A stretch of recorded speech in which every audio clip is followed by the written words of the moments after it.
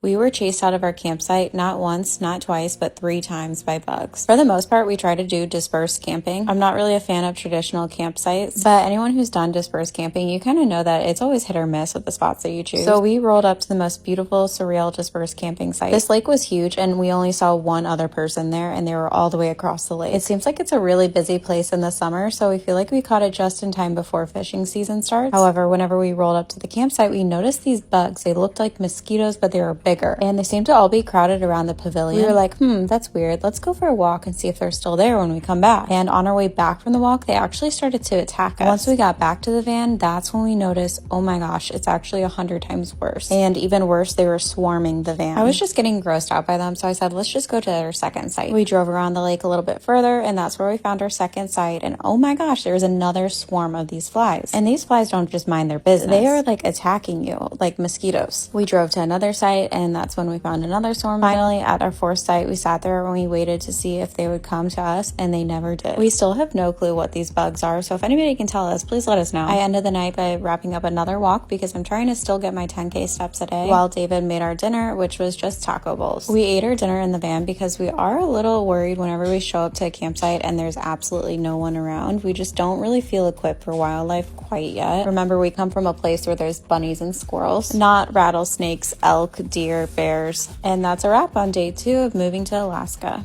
Good night, y'all.